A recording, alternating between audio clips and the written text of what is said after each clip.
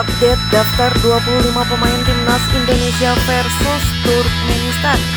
4 pilar absen dan panggil 3 nama lagi. Skuad timnas Indonesia untuk melawan Turkmenistan pada FIFA Matchday mengalami perubahan menyusul cederanya sejumlah pemain. Pelatih timnas Indonesia Sintayong memanggil 24 nama untuk menghadapi Turkmenistan.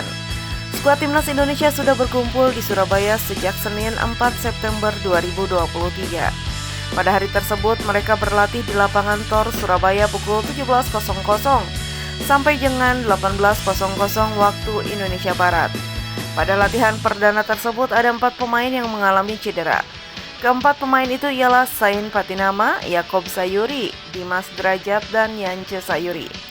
Mereka kemungkinan tidak bisa bermain melawan Turkmenistan pada laga yang digelar di Stadion Gelora Bung Tomo, Surabaya pada Jumat 8 September 2023 pukul 19.30 waktu Indonesia Barat. Dua pemain, Zain Patinama dan Yance Sayuri, tidak bisa datang pada latihan Senin 4 September 2023.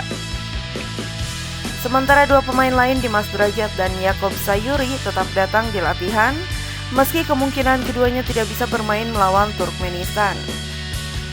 Untuk menambah slot yang tersisa karena cedera pemain, pelatih Sintayong memanggil lagi 3 pemain yang berasal dari timnas U23 Indonesia. Ketiga pemain tersebut ialah Doni Tripamungkas, Alfeandra Dewangga, dan Jaki Asraf.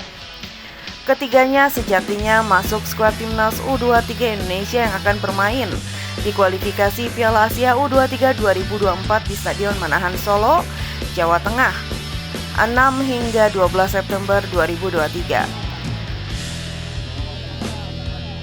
Kami hanya melakukan 1 pertandingan saja di FIFA Matchday ini, jadi saya putuskan tidak akan memanggil pemain baru.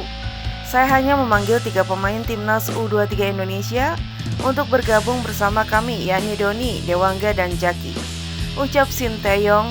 Dengan hadirnya Doni, Dewangga, dan Jaki, skuad timnas Indonesia menjadi 25 pemain.